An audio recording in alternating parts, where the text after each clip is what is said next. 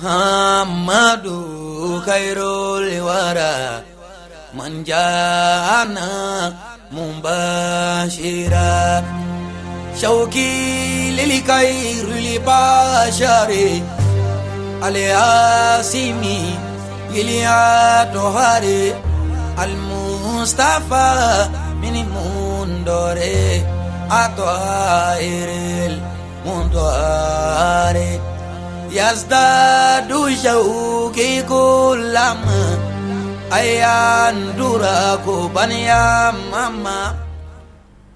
أعوذ بالله من الشيطان الرجيم. بسم الله الرحمن الرحيم. اللهم صل على محمد وعلى آل محمد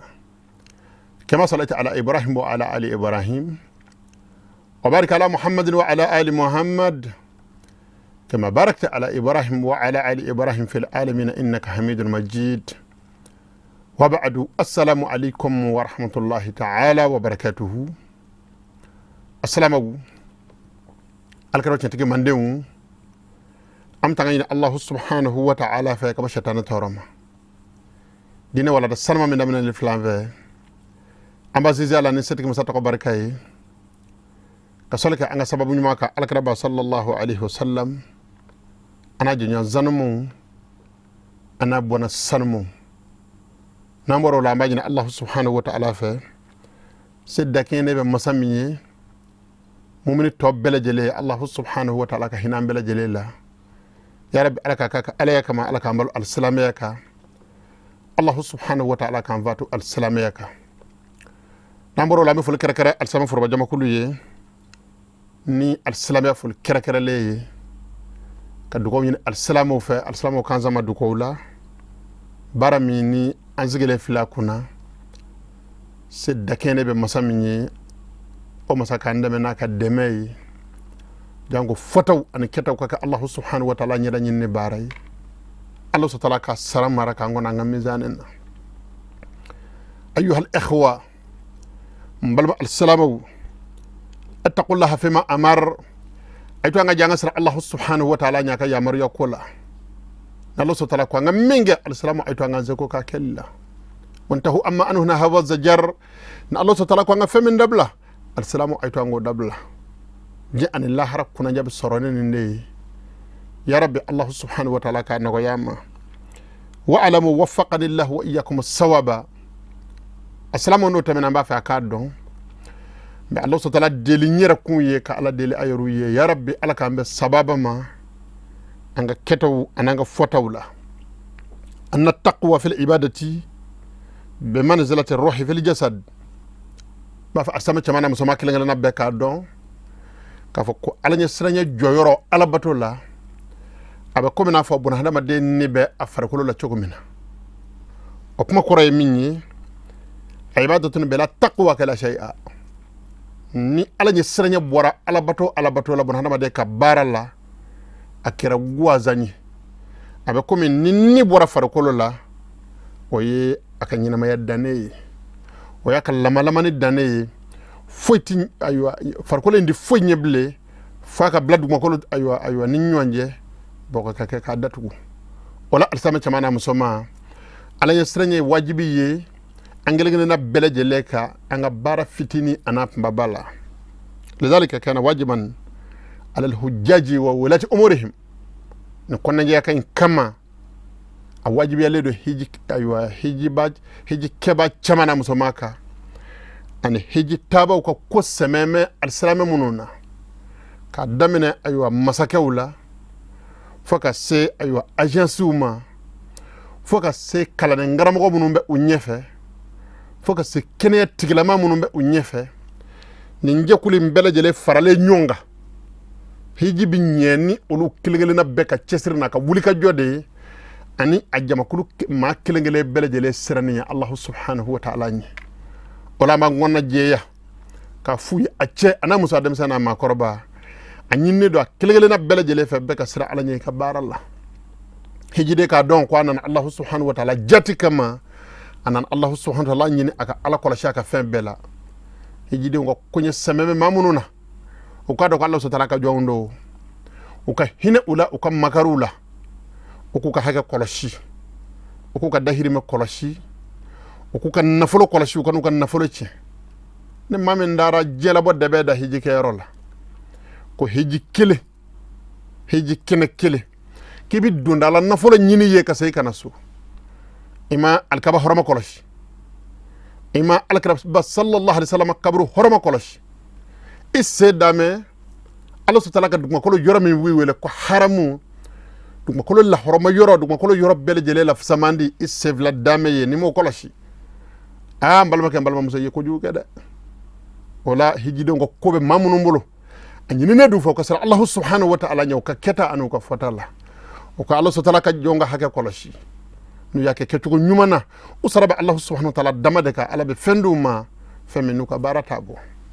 nin ye ladilikan ye asalama caman na musoman minnu ni alahu subhanahu wa ta'ala fɔnisiriyar'u ma ka hiji nɔgɔya u ye alihim an yasbiru a ɲininen du fɛ o ka sɔrɔ alahu subhanahu wa ta'ala ɲɛ u ka sabali hiji ye jama caman de faralen ɲɔgɔn kan siya bɛɛ dɔ b'a la mo fara bɛ ɲɔgɔn kan maa minnu farikolo kɛlɛyɔrɔ tɛ kelen ye mo fara bɛ ɲɔgɔn kan maa minnu ka kodɔn tɛ kelen ye mo fara bɛ ɲɔgɔn kan maa minnu ka lahalaya tɛ kelen ye ni ma ɲɛ k'i yɛrɛ ye o jama cɛ la balimakɛ balimamuso a bɛ ɲini fɛ i ka sabali alahu subhanahu wa ta'ala jati kama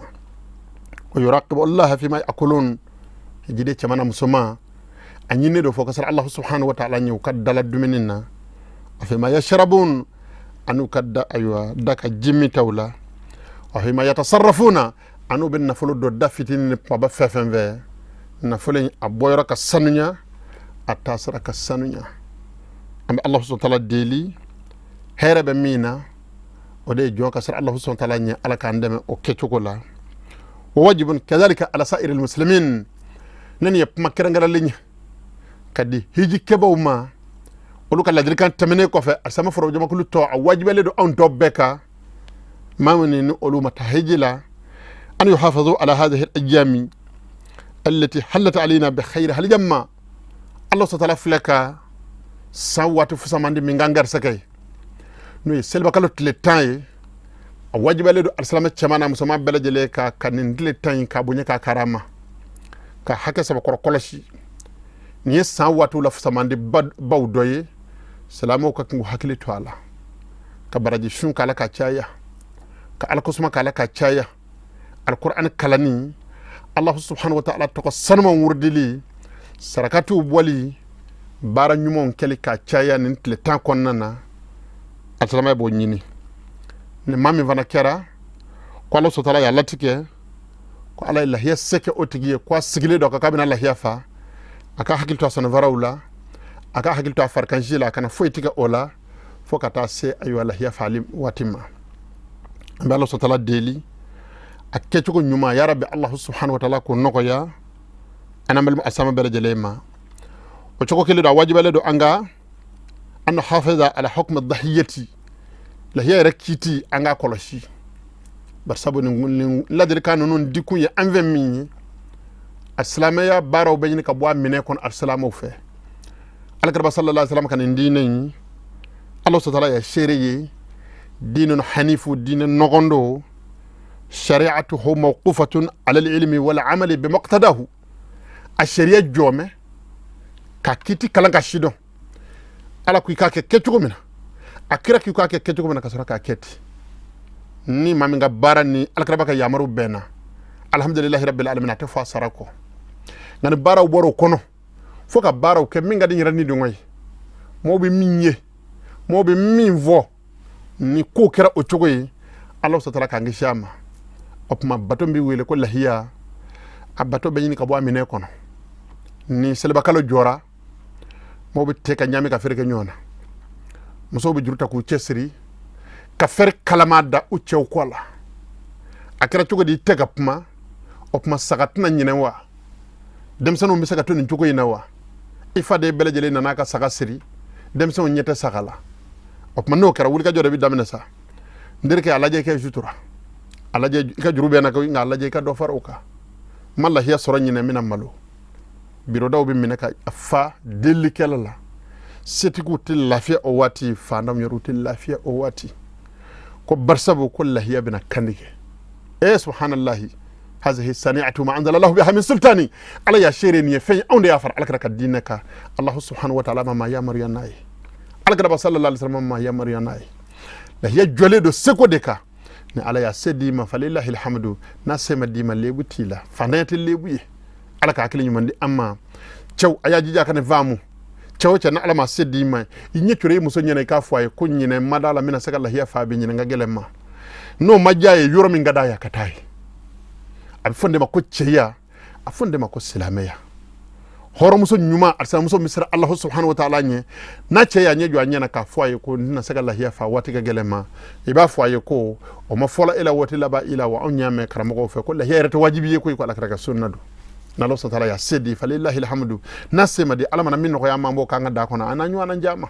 ninde horo muso ninde furu demenaye alakara salsaman aywa na daba man labe me kanende sara ko nyumana ninde ye ladilikaye angum feka min bla pumanya feka alsamo demeni ayi ja'alani Allahu iyyakum min allazina yastami'una alqawla fayattabi'una ahsana assalamu ambi Allah subhanahu wa ta'ala deli alaka ambele jere faraja makuluka mono no be pumala nyuma lame woni puma nyuma foruye ubetugo ala alaka ngatlo ko nandi wi yalil ilam annana bi idhnillah subhanahu wa ta'ala no pumanya bla pumatamena mbal makay mbal mamuso ما في كادون قد انتصبنا أخرى فوق المنبر الفقه المالكي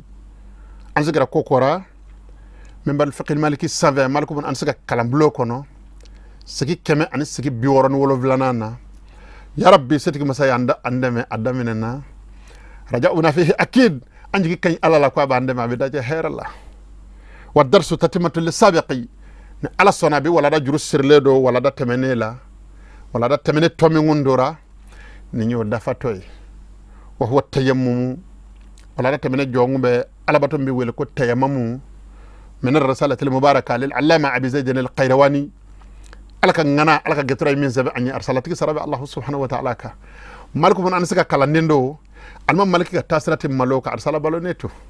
okma assalamu bil ladil kamindi amma bil ladil kamindi amma nin kitabu sanuma no min nyini banve nambi fenda shido finye goni min do nanga la halaw yela manambulo la halaw firikira demson di faw buñeble musawti cew buñeble kalande undi karamako buñeble slamiya kokera nye misir konna mi no ka kinga suma basaba me alaka sokono o de ka kalambi ka tama gabu konnaka almami besse da me fer kalamaka kuma wara te selibawda fu almami ma iya almami damade ko yañi bulay ka zeli ñone ma sama yeya wa erde baniche nit seka labato afanya mi mabla nyaka seli almami jole fla ba feka getron tike eba minti dur min vara laka kuno go dafara he alaka wati serakar tay ka bla nyaka seli nyangot le labaye Allah subhanahu wa ta'ala ya shere alaka sasamat le tado sahaba utle tenindo fuy mana naye fok anyi sharia kalam vew o bora mine kono opma nan zikra la selima nan zikra andame ma nan zikra nga gafe koroma yoro sumangu be cogoma na be sumati ngafe nunu anga karamo ko korba munu nyenu nunu ngala kamo kalala akelengele belejele ka nyina maya kera sutura kono bunye ane karama kono ukanu kumbe mawla Allah subhanahu wa ta'ala jati kama mo kumbu bunye Allah subhanahu wa ta'ala jati kama alhamdulillah rabbil alamin wi alaka dine bara aywa nitje dakene mo yu dakono kuma mena ka bara kana iduma ko kana sumane ko no mawla fiara ngani convi ko don ba mamsa nali ko ambele jele kelenyi ko yibe mindo ko nyere ba nywana don isebe da fengala ma do kay tamiji don ni ka wuli ndashi do mina nanga flebet le goyla ola fanga tiende fo nyonyi sa anga wuli bali fo nyonyi anga sagi kana njo tien ko fe kadam na la khadar gata sheikh halula abi fode ma ko fiqhu malku bon ansa ka fiqhu ay to anga sekama demson ay sagi ka kala ndo ay sagi ka kala abi ala jirala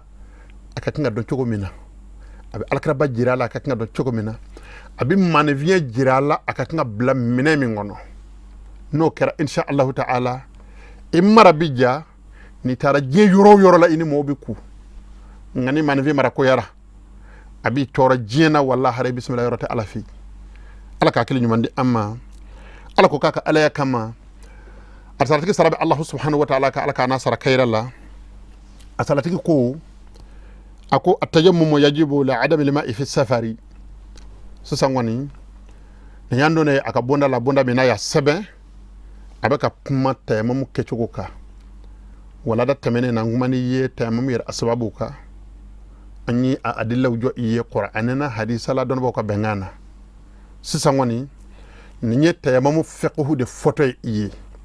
ninde ya doye ninde ya dafalay o ku ben min boala ni mbole ala ode ya ngenda shidon dem se shifi min se ka to sebe mi nga defute ci ya ka bakite ci mi nga doctorat ci la rabu kan shidon dala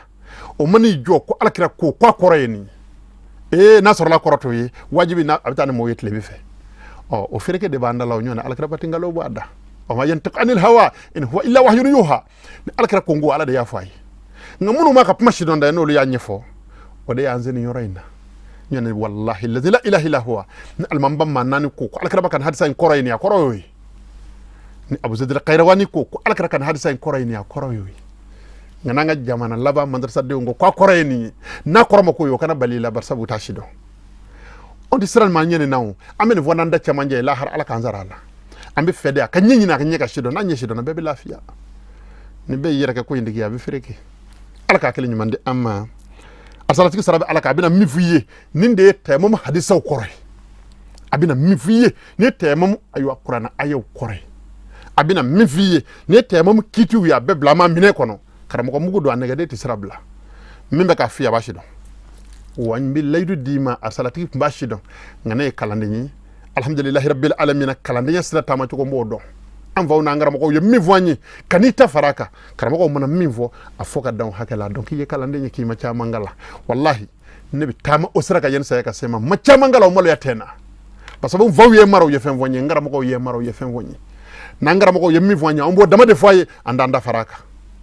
alhamdulillahi rabbil alamin ayatul majo arsalati bina puma fitini mi nayo fanye ambo foye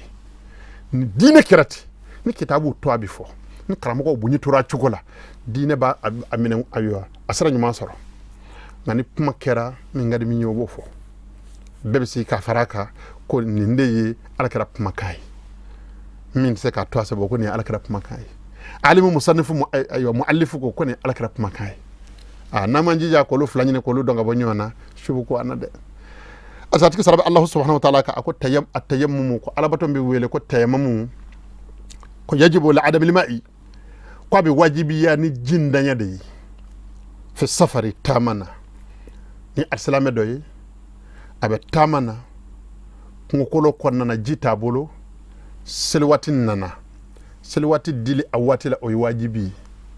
atila maka kitiye munye sisa kwa ka tayammum ta kasoro ka seli korfo koray oy ako iza ya isa an yajidahu fil waqti ako ni tamade jigitigara ka falet na seka jisoro ayo ka seljita ka seli ka bene watiye aka kitiye o yorni be aka tayammum ta ka seli watila ako wa qad yajibu ma wujudihi idha lam yaqdir ala massihi alhamdulillahi rabbil alamin ngana damina nakapma nin nunu be ka pma alakraba noka ibad don ko alakra ka sharia kalamba de ka nganyefo abaka wuluma ka bonyo na chogomena ibad don ko sharia shido mo de ka kanga pma sharia ka aw nyuwa nabi karamo ko pma de lakali kanita faraka am ala de alaka fam to ko nyumadi anambal asama bela jelema ako waqad yajibu ako haqiqa nyama pma dawla ako abi tayammum bi wajibi al-islamaka ma wujudihi kasor hal jibi tega kono jiyere de bi bolo koy ngay ka kiti tayammum yi ako bi ke idha lam yaqdir ala massihi nasr la etsaka makajila jikken vla ki kam mine fay ka bulma fin kono nga sisa fargo do e mine sisa ni makara jila abi nuku toro ni makara jila do be fargo inga ni makara jila fargo in saka kene ya juna no kara o tigla mati wele ble ko jitigi o bi wele ko darola tigi aka kiti tayammum yi abi tayammum ta ka seli ka jito abulo ako fi safari ko misaka ke salamena kito tamana aw hadari ko ni lahla misaka na salame ma kito halikasu ako le marad mani'i ako tayammum bi sababu ya salamena bana yasaka ka sababu ye bana mi nabi bali itsaka magajila ka kiti bi ka tayammum yi ako aw maridi yaqdiru ala massihi ko wala mahal banabato yaqdiru ala massihi banabato mi ni jidama absaka seljiti torose aka banayma wala yajidu man yunawiluhu iyahu ngale dame yoromina ale ma mashi soro man bi jita ka se ale ma dayoro la wa seta ale fana ka wuli ka ta jita kana nga jifla bol akerefe seta ka wuli ka jinda kana selwati sera man ma soro man mina jinta ka dama o banabato dame dayoro mina aka kiti aka bolo da bokola ka tayamam ke ka Allah subhanahu wa ta'ala ka watidi ako wakadhalika musafiru ako tamade fana be o chogola yaqrubu minhu al-ma'u tamade mi jika suru ala absaka ta jita sisa ka selika ben watima wa yamna'uhu minhu khawfu lususin aw sibai ngam munya bali atsaka sejima ka buale ka yor abe yoromina ka ta sejibe yoromina be ngana kelaw be ani jini nyonje wala ma waraw ba na jini nyonje na ko anywana ala yensana ba te ko anywana mu'minite ko fa ka ta do ko yinde kono tula ka jita kana wala ma fa ka aywa ko yinde kono ka jita kana be ngene kala no misaka be aka kana fulo chen wala ma ka ni kun chen wala ma waraw be saka be aka kana fulo chen wala ma ka ayra kun ni kun chen ni o kera al-islam sharia al-islam dinu yusri la dina usri salamay nuqya dina de gele dinate salamay sharia ba fa yo yorani be ko kan yera karaba kanati yera dina be ngene kala numa wa kanati yera dina wara numa isse jonvle dum ko lo min zanve o yela nga vesanu manye ala ya daka yi isozoro dama ki bulu fla da bokola ka tamum te ka seli ako wayza ayqan al-musafiru ako ni tamade danganiyana bi wujud lima ifal waqti ka fo ka be seka jisoro yani ka selwati bo selwati damina ka ta sal labana ko be seki chesri ka jinyil wa ba soro akhara ila akhirih o ma sharia ba nyina fa ka selwati ya khariyo ka ta se fa labama ka jinyini fu ka sewati labama ni wati laban sera ka soro jisoro bashita la biseli ta biseli